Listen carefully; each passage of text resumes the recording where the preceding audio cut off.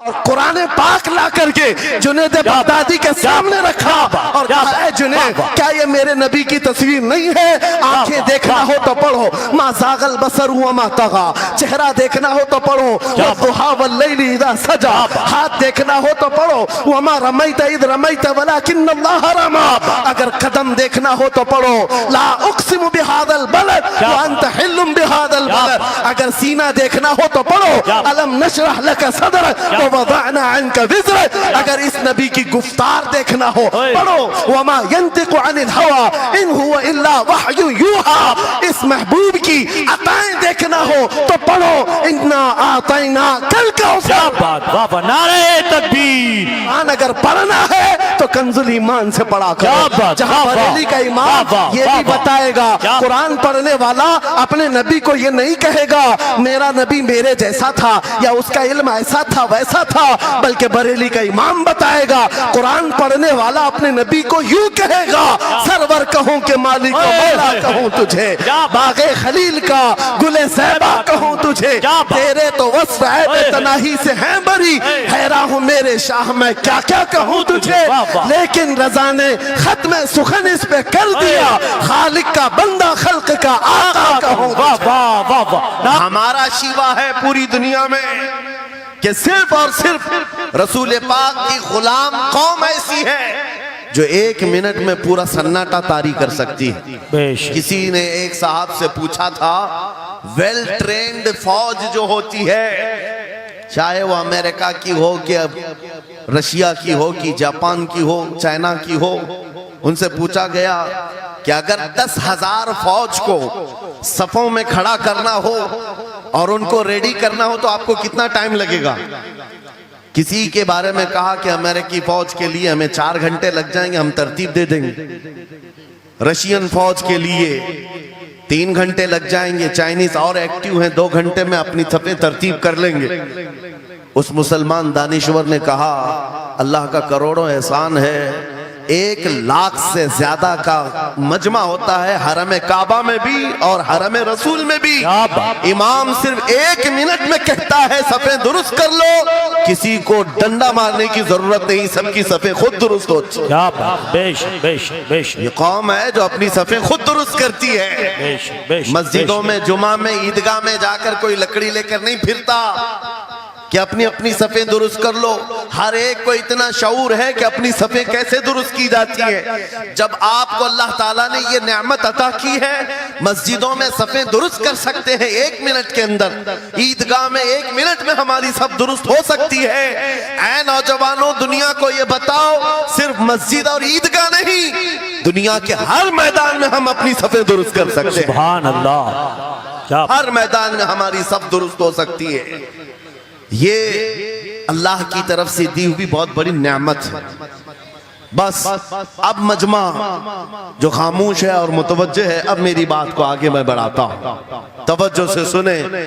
قرآنی علوم کے متعلق آپ کے سامنے چند باتیں رکھوں گا، اس لیے کہ مجھے کہا گیا بڑا پڑھا لکھا مجمع ہے اور مسلمان کے لیے پڑھا لکھا ہونا بہت لازم ہے، اس لیے کہ جہالت اسلام کا اپوزٹ ہے، جہالت اسلام کا اپوزٹ ہے۔ آپ کو ایک بات میں بتاؤں، جب بھی کہا جاتا ہے دور اسلام یعنی حضور صلی اللہ علیہ وسلم کی آمد کے بعد کے حالات کو دور اسلام کہتے ہیں، اس سے پہلے والے زمانے کو دور جہالت کہتے ہیں، جبکہ اسلام کا اپوزٹ تو کفر ہونا چاہیے، کفر ہونا چاہیے۔ یہ دور اسلام ہے اور اس سے پہلے دور کفر تھا، نہیں دور اسلام سے پہلے والے دور کو دور جہالت کہتے ہیں، اس لیے کہ بتانا ہے اسلام اور جہالت دو اپوزٹ چیزیں ہیں، دو اپوزٹ چیزیں ہیں، جاہل ہو اور مسلمان ہو اسے زیب نہیں دیتا۔ جس قوم پر آنے والی کتاب ہدایت کا پہلا لفظ اقرا سے شروع ہوتا ہے، اقرا بسم ربک الذی خلق، قرآن کا پہلا لفظ جو آیا ہے وہ کس نام سے آیا؟ پڑھو اپنے رب کے نام سے، پڑھو اپنے رب کے نام سے، اور علم نہیں ہے تو کچھ نہیں ہے تمہارے پاس۔ امام غزالی تو فرماتے الناس کلہم موتا الا العلماء، یہ سارے انسان مردہ ہیں، زندہ اگر کوئی ہے تو علم والا ہے، علم والا زندہ ہے۔ اور جہالت کی تاریکیوں میں بھٹکنے والے کی مثال ایسی ہی ہے جیسے اندھیری کوٹھری میں بیٹھا ہوا ہے، کہیں روشنی کا آنے کا انتظام نہیں، اس کے سامنے حلوہ رکھو کہ گوبر رکھو، دونوں برابر ہے۔ جاہل آدمی کے لیے ایسا ہی ہے، کبھی اس کا ہاتھ اس میں پڑے گا، کبھی اس کا ہاتھ اس میں پڑے گا۔ جب نظر نہیں آ رہا ہے تو حلوہ کو گوبر سمجھ کر کھا لے گا، اور کبھی گوبر کو حلوہ سمجھ کے کھا لے گا، غلاظت اس کے لیے برابر ہو جائے گی۔ لیکن علم کو کہا گیا العلم نور، علم روشنی ہے۔ جس کے پاس علم آتا ہے وہ تمیز سیکھ جاتا ہے، اس کے پاس اخلاق آ جاتے ہیں، وہ حلال و حرام کے فرق کو سمجھنے لگتا ہے، برے اور اچھے کے درمیان فرق معلوم ہونے لگتا ہے۔ اسی لیے میرے عزیزو، مجھے بڑا کرب ہے اور فخر ہے، ہماری ہی خانقاہ سے یہ آواز آتی ہے، آدھی روٹی کھائیں گے اور بچوں کو پڑھائیں گے۔ بے شک کیوں؟ بے شک اس عظیم خانقاہ سے یہ آواز دی گئی، کیوں؟ صرف اس لیے نہیں کہ تم بڑے ہو کر کے ڈاکٹر بنو گے، انجینئر بنو گے۔ لوگوں کی نظر میں اب بات یہی رہ گئی، یہ پڑھا اس لیے جاتا ہے کہ ڈاکٹر بننا، انجینئر بننا ہے اور کمانا ہے، بہت کمانا ہے۔ علم جو ہے آج کمرشل بنا لیا گیا۔ علم اس لیے نہیں، علم اس لیے حاصل کیا جاتا ہے کہ بندہ خدا کو پہچانے، کیا بات، بے شک بندہ اپنی حقیقت کو پہچانے، بے شک۔ زندگی گزارنے کے اسلوب اسے معلوم ہو جائے۔ علم اس لیے سکھایا جاتا ہے۔ بہت سارے لوگ صرف نوکری کے لیے سمجھتے ہیں کہ علم حاصل کرنا چاہیے، نوکری کے لیے نہیں، اپنے اخلاق کو بلند کرنے کے لیے علم آنا بہت ضروری ہے۔ میرے عزیزوں، قرآن عظیم وہ ہدایت کی کتاب تمہارے پاس آئی، اس قوم کے لیے المیہ نہیں ہے تو اور کیا ہے، جو کتاب علوم کا ذخیرہ ہے۔ آج دنیا اس کتاب پر ریسرچ کر کر کے نئے علم و فنون حاصل کر رہی ہے، اس کتاب کو تو ہم مردوں پر پڑھنے کے لیے رکھے ہیں۔ وہ قرآن عظیم جو ہدایت کی کتاب اور سارے علوم کا سر چشمہ ہے، اس کتاب کو کہاں پڑھتے ہیں؟ میتوں پر۔ کسی کا انتقال ہو گیا تو تیجے میں پڑھیں گے، چہلم میں پڑھیں گے، نویں میں، بیسویں میں پڑھیں گے۔ وہ ایصال ثواب کے لیے صرف رکھا گیا، اور اس سے تھوڑا آگے بڑھ گئے تو قسم کھانے کے لیے قرآن۔ آؤ چلو ہم قسم کھاتے قرآن پہ ہاتھ رکھ کر کے، قرآن پہ ہاتھ رکھ کے۔ میاں کیا قرآن قسم کھانے کی کتاب ہے؟ قرآن کی وہ آیت میں نے سب سے پہلے پڑھی، اللہ فرماتا ذالک الکتاب لا ریب فیہ، یہ وہ کتاب ہے جس میں شک کی گنجائش نہیں، اور یہ ہدایت ہے پرہیزگاروں کے لیے۔ اور قرآن میں 3 جگہ یہ لفظ آیا ہے، ہدی للناس، ہدی للمؤمنین، ہدی للمتقین۔ یہ سارے انسانوں کے لیے بھی ہدایت ہے، یہ سارے ایمان والوں کے لیے بھی ہدایت ہے، اور پرہیزگاروں کے لیے بھی ہدایت ہے۔ سب ہدایت الگ الگ انداز سے حاصل کرتے ہیں۔ بارش ایک ہی ہے برسنے والی، زمینیں الگ الگ ہیں۔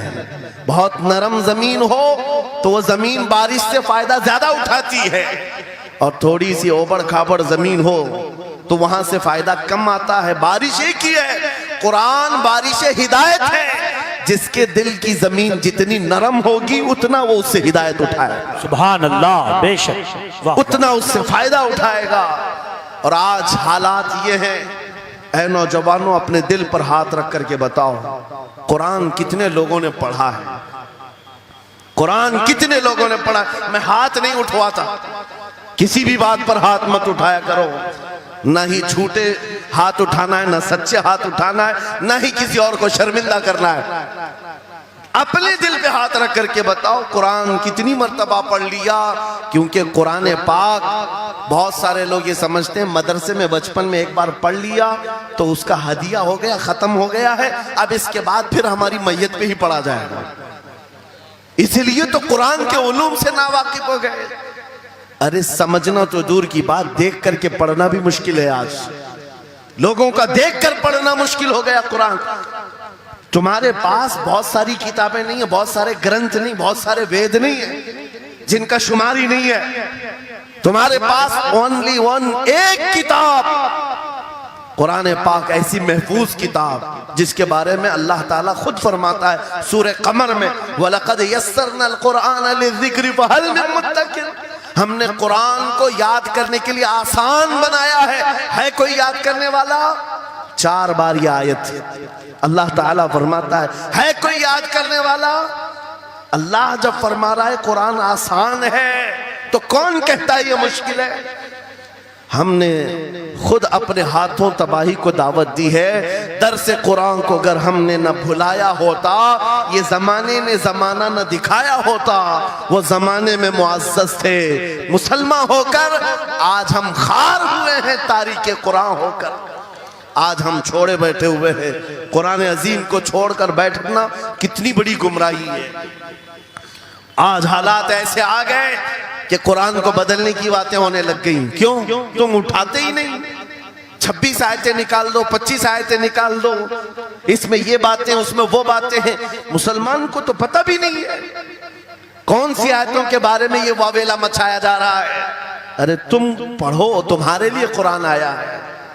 یہ جتنی بھی کانفرنسیں ہیں، میں سمجھتا ہوں اس کے بدلے ہر جگہ صبح و شام قرآن پڑھنے اور پڑھانے کا انتظام ہو جائے، اس طرح کے ہزاروں جلسوں سے وہ افضل ہے۔ بے شک بے شک۔ کیونکہ یہ میں نہیں کہہ رہا ہوں، میرے آقا فرماتے ہیں خیرکم من تعلم القرآن وعلمہ، تم میں سے سب سے بہترین آدمی وہ ہے جو قرآن سیکھے اور دوسرے کو سکھائے۔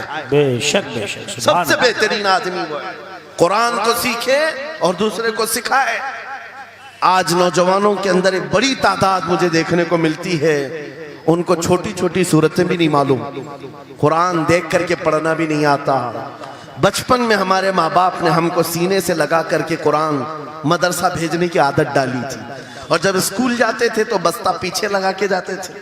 پتہ ہوگا، اسکول جاتے ہیں تو بستہ پیچھے رکھ کے جاتے ہیں، اور قرآن پڑھنے کے لیے جاتے ہیں تو سینے سے لگا کے جاتے ہیں۔ یہ ہمیشہ سے ایک ریت رواج چلا، بزرگوں کا ڈالا ہوا کہ بیٹا قرآن ہمیشہ آگے ہوگا، لیکن شعور آنے کے بعد تم نے قرآن کو پیچھے ڈال دیا، پیچھے کو آگے کر دیا۔ کوئی علم ایسا نہیں جو قرآن میں موجود نہیں، کوئی علم ایسا نہیں۔ وَلَا رَطْبٍ وَلَا يَابِسٍ إِلَّا فِي كِتَابٍ مُبِينٍ، میرا مولا فرماتا ہے کوئی خشکی اور تری کی بات ایسی نہیں جو ہم نے قرآن میں نہ بیان کی۔ وَنَزَّلْنَا عَلَيْكَ الْقُرْآنَ تِبْيَانًا لِكُلِّ شَيْءٍ، رب فرماتا ہے ہم نے قرآن میں ہر چیز کا واضح بیان اتارا ہے تم پر۔ اور سیدنا عبداللہ ابن عباس مفسرین کے سردار، رسول پاک صلی اللہ تعالیٰ علیہ وسلم کے چچیرے بھائی حضرت عبداللہ بن عباس کہتے ہیں لو ضاع لی عقال بعیر لوجدته فی کتاب اللہ، کہتے ہیں اگر میرے اونٹ کی نکیل کی رسی بھی گم ہو جائے میں اس کو کتاب اللہ قرآن میں ڈھونڈ لوں گا۔ کیا بات، واہ واہ واہ واہ، میں اس کو قرآن میں ڈھونڈ لوں گا۔ ان کے پاس علوم قرآن تھے، اور آپ کیا سمجھتے ہیں قرآن میں کیا نہیں ہے؟ سائنس کی وہ ایجادات کو اگر آپ لے کر کے بیٹھے، میں نے اپنا پورا بیان ریکارڈ کیا ہے 2 سال قبل ہی، یہاں وقت کی قلت ہے، میں آپ کے سامنے عرض کرتا ہوں 16ویں صدی کے بعد یا 18ویں صدی کے بعد سائنس کی ترقیات نے اپنا پیر جمانا شروع کیا ہے اس روئے زمین پر، جبکہ میرے مصطفیٰ کریم صلی اللہ تعالیٰ علیہ وسلم کی زبان اقدس سے نکلے ہوئے کلمات جو قرآن میں موجود ہیں اٹھاؤ اور میں بتاتا ہوں ہر چیز کا علم قرآن میں موجود ہے۔ جب کوئی سونوگرافی کا انتظام نہیں تھا، نہ سی ٹی سکین ہو سکتا تھا، نہ ایکس رے کا کوئی علم کسی کے پاس تھا، اس وقت قرآن کہہ رہا ہے ایمبریالوجی کے بارے میں۔ کیا بات، ایمبریالوجی کیا ہے؟ بچہ پیدا ہونے کی جو اس کے نشو نما کی جو مدت ہوتی ہے، کس طرح پیٹ میں بچے کی تخلیق ہوتی ہے، قرآن میں مولا فرماتا ہے ثم جعلناه نطفة في قرار مكين ثم خلقنا النطفة علقة فخلقنا العلقة مضغة فخلقنا المضغة عظاما فكسونا العظام لحما ثم انشأناه خلقا آخر فتبارك الله احسن الخالقين۔ مولا فرماتا ہے ہم نے نطفے سے علقہ بنایا۔ نطفہ کیا ہے؟ سپم کا وہ ایک قطرہ جو مرد کے ذریعے سے عورت کے رحم میں جاتا ہے، اس کے بچے کی تھیلی میں جاتا ہے، ایک نطفہ، ایک بوند، جس کو نطفہ کہا گیا ہے۔ مولا فرماتا ہے ہم نے نطفے سے علقہ بنایا۔ علقہ کس کو کہتے ہیں؟ سائنس میں پڑھنے والے اگر اسٹوڈنٹس ہوں تو سمجھ جائیں، اگر کوئی میڈیکل سائنس کا کوئی اسٹوڈنٹ ہے تو اسے معلوم ہونا چاہیے ایمبریالوجی میں چپچپا ہوا چنگم جو ہوتا ہے اس کو علقہ کہتے ہیں عربی میں، اور آج سائنس یہ کہتی ہے کہ پہلے باپ کے نطفے کے ایک قطرے سے ایک چھوٹا سا خون کا ٹکڑا بنتا ہے جو چپچپا ہوتا ہے، پھر اس کے بعد ایک گوشت کا ٹکڑا ہوتا ہے، پھر اس کے بعد اس میں ہڈیاں بنتی ہیں، پھر اس کے بعد اس پر چمڑیاں آتی ہیں، پھر اس کے بعد اس کی آنکھیں ساری چیزیں بن جاتی ہیں۔ یہ پروسیس ہے 9 مہینے ماں کے پیٹ میں، اور ہر ایک کے ویکس گنے ہوئے ہیں۔ فرسٹ ویک میں کیا ہوتا ہے، سیکنڈ ویک میں کیا ہوتا ہے، تھرڈ ویک میں کیا ہوتا ہے، ایمبریولوجی کا پورا علم ہے۔ سائنس آج 21ویں صدی میں اس ایمبریولوجی کو تمہارے سامنے لا رہی ہے۔ عربوں کے اس دور کی بات کر رہا ہوں جہاں لوگوں کو گھر بنانے کا علم نہیں تھا، اور قرآن ماں کے پیٹ میں پیدا ہونے والے بچے کی تخلیقات بیان کر رہا ہے۔ نعرہ تکبیر، نعرہ رسالت، فیضان قرآن مقدس، فیضان شیخ المشائخ، نعرہ تکبیر، نعرہ رسالت۔ واہ واہ، مشہور سائنسدان ہے فرینک پریس نام سے، جس نے یہ تھیوری دنیا کو بتائی کہ ارضیات زمین کے اندر جو وسعت ہو رہی ہے، اور اس کے بعد اس نے کہا تھا، فرینک پریس نام کا انگریز مورخ اور انگریز سائنسدان نے کہتا ہے زمین جو ہے پانی کے اوپر ہے، اور ایسے ہی پانی کے اوپر کوئی چادر بچھا دی جائے تو کبھی چادر ادھر ہو سکتی، کبھی ادھر ہو سکتی ہے۔ اس چادر کو مضبوط رکھنے کے لیے اس پر پہاڑوں کا ہونا بہت ضروری ہے۔ یہ 19ویں صدی میں فرینک پریس کہہ رہا ہے، اور میرا مولا قرآن میں فرماتا ہے، اللہ تعالیٰ فرماتا ہے وَالْجِبَالَ أَوْتَادًا، ہم نے پہاڑوں کو میخ بنا کر کے زمین پر گاڑا، کیا بات، واہ واہ، بے شک بے کہ شک۔ زمین کو ہلنے نہیں دیتے پہاڑ۔ ارضیات کا علم، آسٹرونومی کے بارے میں، آسٹرولوجی کے بارے میں قرآن میں موجود علوم آپ پڑھو، زولوجی کے بارے میں، جانوروں کے علوم کے بارے میں قرآن میں پڑھو۔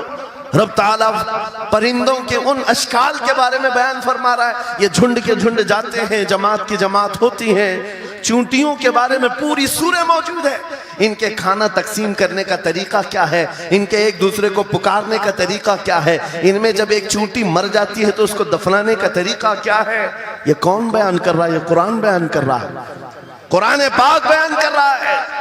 جب ترقیات اس قدر آگے آ گئی کہ مشینوں کے سہارے سے آج ذرے کو دیکھا جاتا ہے، پرکھا جاتا ہے، اور پھر دنیا کو بتایا جاتا ہے یہ ہماری تحقیق ہے، اور قرآن اس زمانے میں بیان کر رہا ہے۔ میرے عزیزو ایک بات بتاتا ہوں، 18ویں پارے میں سورہ نور میں ایک آیت آئی ہے، اس آیت کے بارے میں بتاتا ہوں بعد میں، لیکن 18ویں صدی میں ایک سائنسدان جو امریکہ کی سفر پر تھا، اس نے اٹلانٹک اوشین میں ایک جگہ ایسی دیکھی جہاں پر اتنا اندھیرا ہے کہ ہاتھ نکالو تو بھی نظر نہیں آئے، سورج کی روشنی بھی نہیں پڑتی۔ واپس آ کر کے اس نے کہا میں نے ایک ایسی جگہ دریافت کی ہے جہاں سورج کی روشنی ہی نہیں پڑتی اور اپنی آنکھوں کو کچھ نظر نہیں آتا۔ اگر ہاتھ نکال کر کے دیکھو، سمندر کے بیچوں بیچ اٹلانٹک اوشین، یہ کوئی تالاب کا نام نہیں ہے، یہ لمبا سفر طے کر کے کوئی ایک جگہ کو ڈھونڈ لیا ایک سائنسدان، اور آ کر کے دنیا کو بتا رہا ہے میں نے ایک ایسی جگہ معلوم کی جہاں پر خوب اندھیرا ہوتا ہے، ہاتھ بھی نظر نہیں آتا۔ جب وہ آ کر کے بتاتا ہے، ایک عالم ربانی نے قرآن کی آیت پڑھی، مولا قرآن میں فرماتا ہے اذا اخرج یدہ لم یکد یراہا ومن لم یجعل اللہ لہ نورا فما لہ من نور۔ قرآن میں اللہ فرماتا ظلمات بعضها فوق بعض، ایک جگہ ہم نے ایسی بنائی ہے جہاں اندھیریوں پر اندھیریاں ہیں، جہاں ہاتھ بھی نکالو گے تو ہاتھ نظر نہیں آئے گا۔ قرآن میں 1400 سال پہلے یہ جب بات آئی، اس سائنسدان کو بتایا گیا، یہ تو اللہ نے قرآن میں بیان کیا ہے۔ اب اور تعجب کی بات کیا ہے سنو، وہ آیا سائنٹسٹ، کہا یہ کس کی بیان کی ہوئی کتاب ہے؟ کہا محمد رسول اللہ کی، مکہ میں پیدا ہوئے، مدینے میں زندگی گزاری، آخر دن کی۔ اس نے کہا میں ان کے بارے میں جاننا چاہتا ہوں، ہو سکتا ہے وہ سمندروں کے بہت بڑے ماہر تھے، وہ سمندری علوم کے بارے میں بہت کچھ جانتے تھے، انہوں نے زندگی کا بہت سارا حصہ سمندروں کے سفر میں گزارا ہوگا۔ اس زمانے میں ان کو اٹلانٹک اوشین میں موجود یہ اندھیرا کیسے پتا چلا؟ تعجب کی بات ہے، حیرت کی بات ہے۔ جب اس سائنسدان سے کہا گیا اے عزیز، حقیقی بات تو یہ ہے کہ پوری 63 سالہ زندگی میں میرے آقا ایک بار بھی سمندر کے پاس نہیں گئے، ایک بار بھی اتفاق نہیں ہوا. تب وہ کہتا ہے جو بندہ کبھی سمندر کے سفر پر گیا ہی نہیں اور وہ اٹلانٹک اوشین میں موجود اندھیریوں کی بات کرتا ہے تو پھر یہ اپنے پیٹ سے نہیں، یہ اللہ کی بات کر رہا ہے. کیا بات، بے شک بے یہ شک خالق سمندر کی بات کر رہا ہے بے شک. جس نے وہ اندھیریاں پیدا کی. میرے عزیزو، آپ سے میرا خطاب اس لیے ہے کہ جو ذخیرے اللہ تعالیٰ نے ہماری کتاب مقدس میں رکھے ہیں اس کو حل کرتے کرتے لوگوں کے بال سفید ہو گئے، اور تم تو اخلاق سیکھنے کے لیے ایسے لوگوں کے پاس جاتے ہو جن کو پیشاب کرنے کا طریقہ نہیں معلوم. کیا بات، بے شک. قرآن کے علوم کیا کم ہیں تمہارے پاس؟ اب میں آتا ہوں، یہ تو سائنسی باتیں ہو گئی. میتھمیٹکس تو پورا قرآن میں اتنا ہے، بیان کرتے کرتے میں صبح کر ڈالوں. قرآن پاک کے عددی اعجازات، قرآن پاک کے حساب، ریاضی، میتھمیٹکس کے فنڈے، بہت کچھ ہے.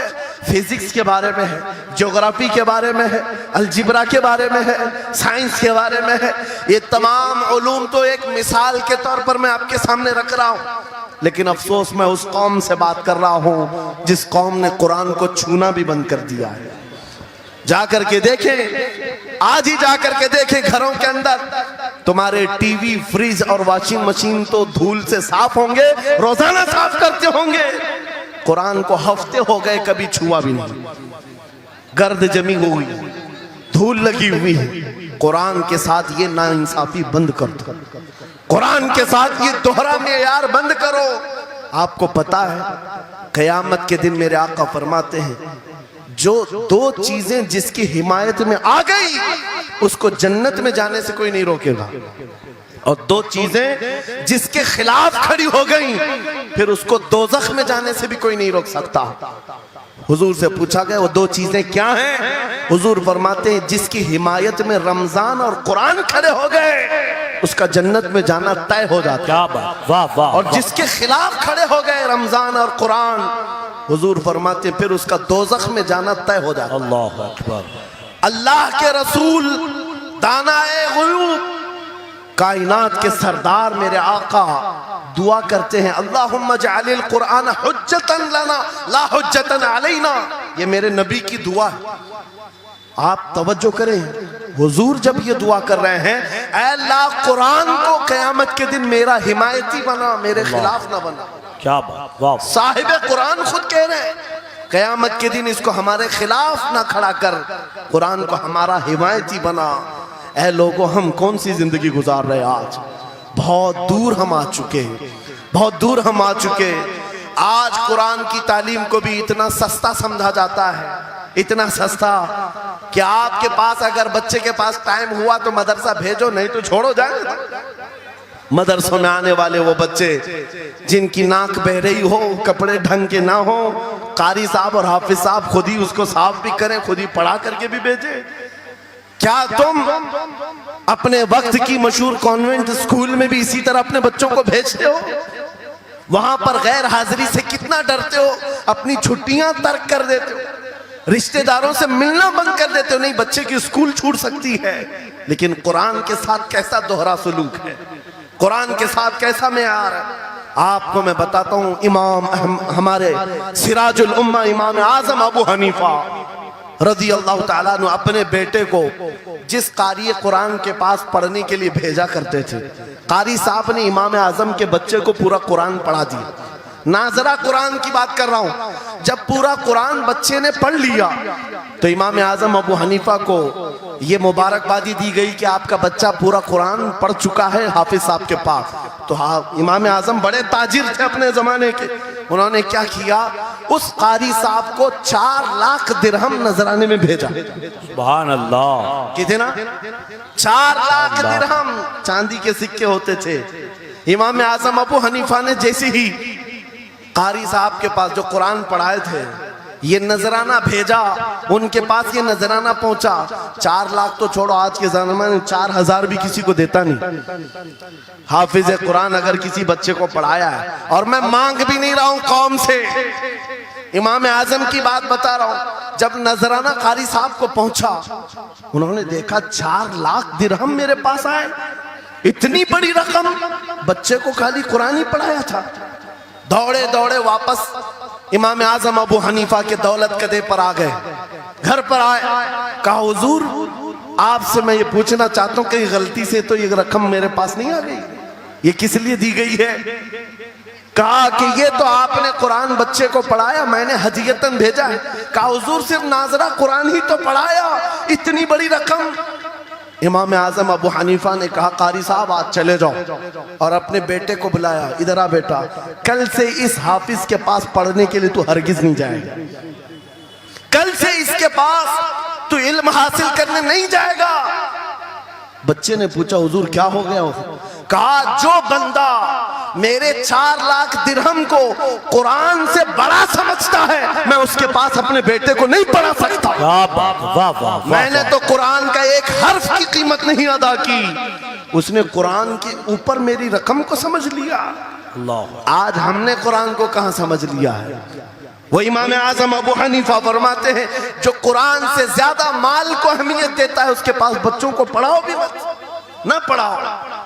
عزیزان گرامی وقار, ہمارا یہ دوہرا سلوک, ہمارا یہ دوہرا معیار قرآن کے ساتھ جو ہماری ناانصافی ہے, ہمیں اخلاقی پستی میں لا کر کھڑا کر چکی ہے, اخلاقی پستی میں لا کر کھڑا کر چکی ہے. ارے ہم دیکھ رہے ہیں آئرہ غیرہ نتو کھیرہ ہمیں سکھانے آ رہا ہے, بڑھانے آ رہا ہے کہ تمہیں ڈیولپمنٹ کے بہت ساری چیزیں بتائی جاتی ہیں کہ تمہاری پرسنالٹی ڈیولپمنٹ کیا ہوتی ہے. علی گڑھ والے تو نوجوان بہت سارے جو اسٹوڈنٹس ہیں جانتے ہوں, بی اے کر لیا, ایم اے کر لیا, بی کام کر لیا, یا کچھ بھی کر لیا, ڈگری حاصل کر لیا. بڑی بڑی کمپنیاں آج پوچھتی ہیں کہ اس کے پاس پرسنالٹی ڈیولپمنٹ ہے یا نہیں. یہ کیا ہے پرسنالٹی ڈیولپمنٹ؟ کچھ بڑے بڑے شہروں کے نوجوان ہمارے پاس آئے تھے, کہا ہم کورس کر رہے ہیں. کہا میں نے پوچھا اس میں ہوتا کیا ہے؟ کہا اس میں سکھایا جاتا ہے بیٹھنا کیسا ہے, لوگوں سے ملنا کیسے ہے, کھانے کے لیے بیٹھے تو چمچ کہاں رکھنا ہے, برتن کہاں رکھنا ہے, لوگوں سے ہینڈ شیک کیسے کرنا ہے, یہ ساری چیزیں سکھائی جاتی ہیں. میں نوجوانوں سے پوچھا کہ اچھا کتنے مہینے کا؟ کہا کہیں 6 مہینے کا, کہیں سال بھر کا. کہا افسوس ہے اس قوم پر جس کا رسول آیا تھا یہ کہتے ہوئے بعثت لأتمم مکارم الاخلاق, میں سب سے بلند اخلاق سکھانے کے لیے دنیا میں آیا ہوں.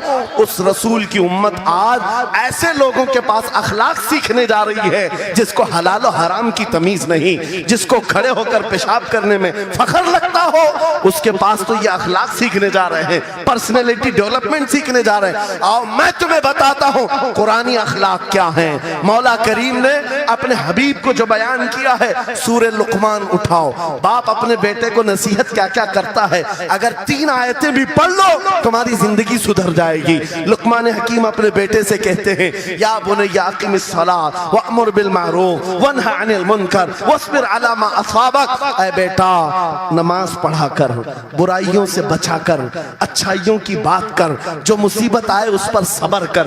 یہ صرف جملے نہیں ہیں, یہ جملے نہیں ہیں.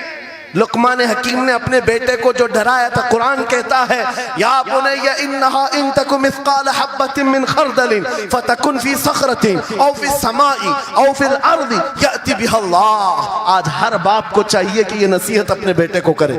کیا بات, ہر باپ اپنے بچے کو یہ بات بتائے, سنو کیا لقمان کہتے ہیں بیٹا برائی اگر تو نے کر لیا, یہ مت سمجھنا کہ میں رات کے اندھیرے میں چھپ کر لیا. آج تمہارے ہاتھ میں موبائل گناہوں کا اڈا بن کر کے آیا ہے. صرف ایک ٹچ سکرین پر ساری دنیا تمہارے سامنے ننگی ناچتی ہوئی نظر آتی ہے.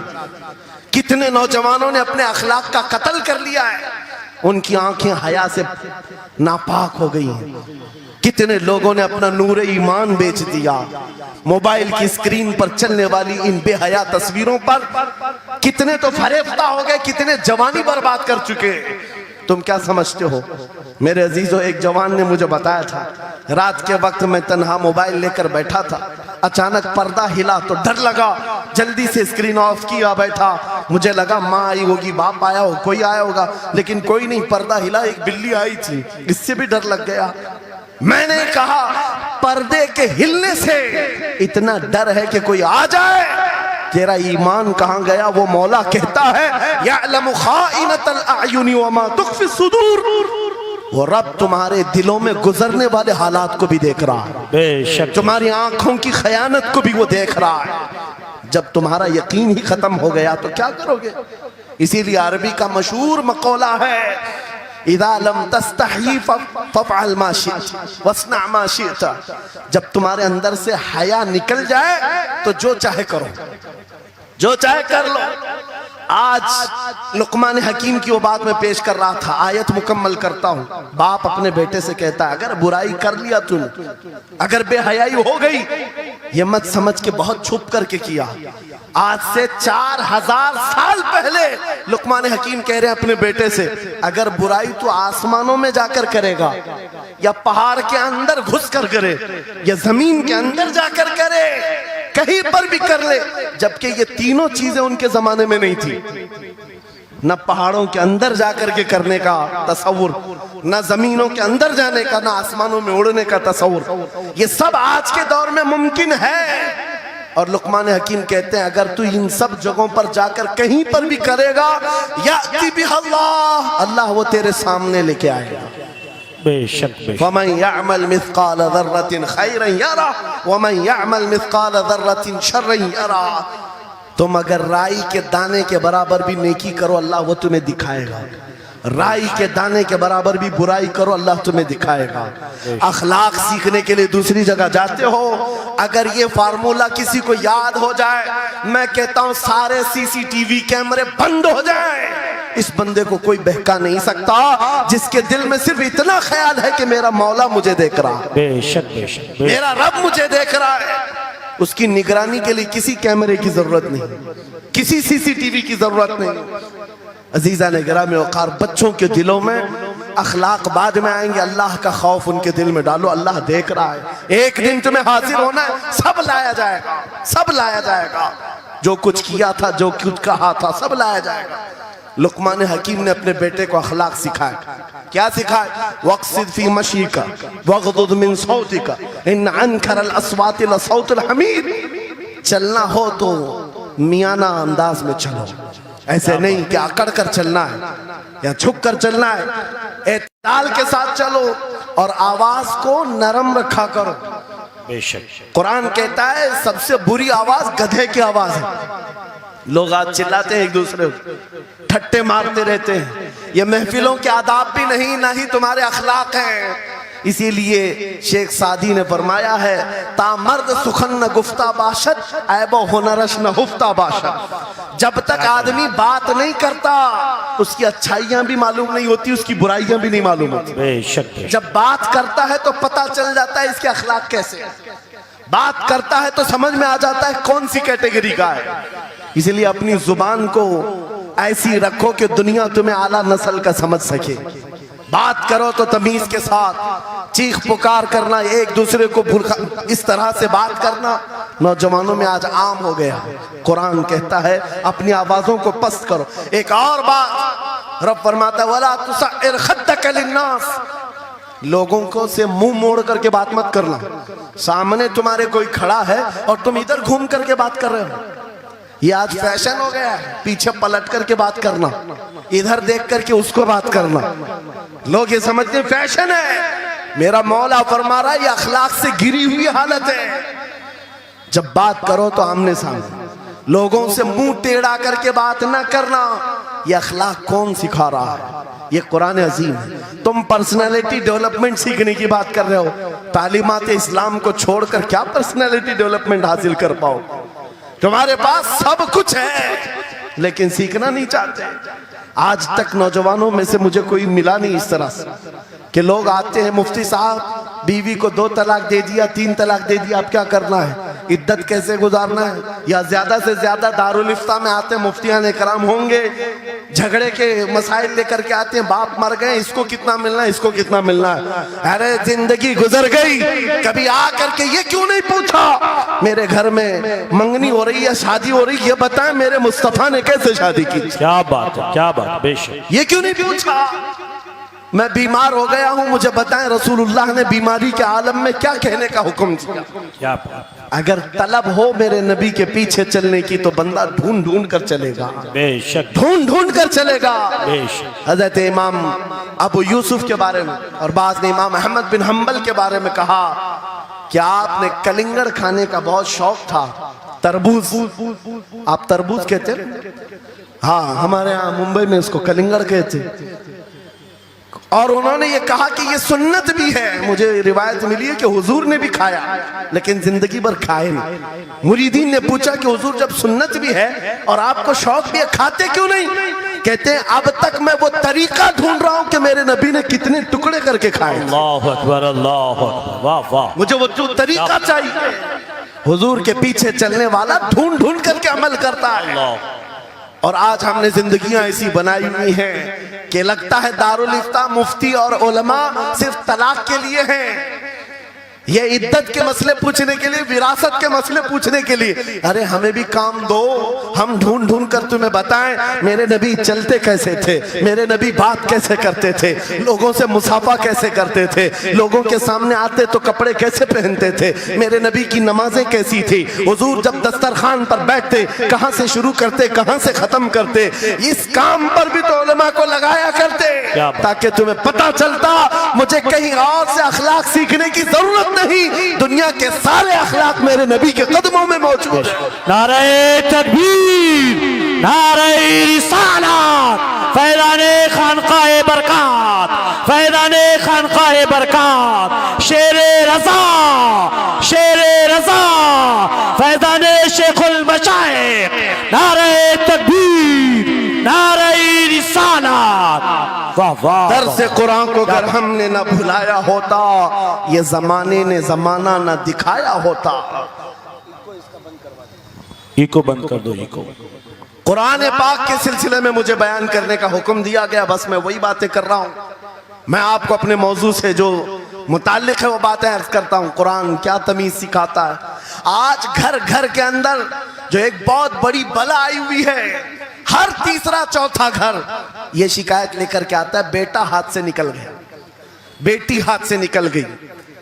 माँ बाप इस बात के लिए रोज परेशान है, बेटा हाथ में नहीं आता, बेटी हाथ में नहीं आती। जहां ये जवान हुए 10वीं पास किया, ये मुंह दिखाते हैं हमको, आंख फिराते हैं हमको। फरमा बरदार बच्चों की कमी बहुत कम हो गई। गलती इन बच्चों की नहीं, उन माँ बाप की भी है। तुमने इनकी तरबियत तो खिलौनों से की है। इनकी तरबियत में तो तुम चाहते थे कि हर संडे इनको पिकनिक पर ले जाएं, बच्चा खुश हो जाएगा, इनको घुमाएंगे फिराएंगे, जो बच्चा मांगेगा सब ला कर देंगे। अरे ये 14 साल का नहीं हुआ, हाथ में मोबाइल भी पकड़ा दिया, सब कुछ कर दिया बच्चे के लिए। और अब बाप ये सोचता है ये 16 साल का हो जाए तो मेरी बात मानना चाहिए। एक बात याद रखो, जमीन में अदरक बो करके गन्ना आने की उम्मीद मत रखना। बेशक बेशक, जो बोते हो वही फसल आती है। मेरे नबी ने फरमाया अल्लिमु औलादकुम सलासा खिसालिन, हुब्ब नबीकुम व हुब्ब अहली बैतिही व तिलावतल कुरानिल करीम। मेरे आका की हदीस है, हुजूर फरमाते हैं अपनी औलाद को सबसे पहले 3 बातें सिखाओ, 3 बातें सिखाओ। क्या है? नंबर 1 अपने नबी की मोहब्बत सिखाओ। बेशक, सुभान अल्लाह। क्या होगा इससे? तुम जिस बात के लिए आज परेशान हो ना, 16 साल के बाद मेरा बच्चा मेरा फरमाबरदार बने, याद रखो तुम अगर इस बच्चे को नबी की मोहब्बत डालो, 16 साल नहीं तुम्हारा बेटा 60 साल का होगा, तब भी सर झुकाकर तुम्हारे साथ खड़ा रहे। क्या बात, बेशक बेशक। तुम उसके दिल में अल्लाह रसूल की मोहब्बत डालो, अल्लाह तुम्हारी मोहब्बत उसके दिल में डाले। बेशक बेशक, ये रिटर्न दिया जाता है। नंबर 1 अपने नबी की मोहब्बत, नंबर 2 रसूल पाक के अहले बैत की मोहब्बत। मेरे आका फरमाते हैं बच्चों को सिखाओ। तीसरी चीज कुरान की तिलावत। ये 3 चीजें सिखाओ।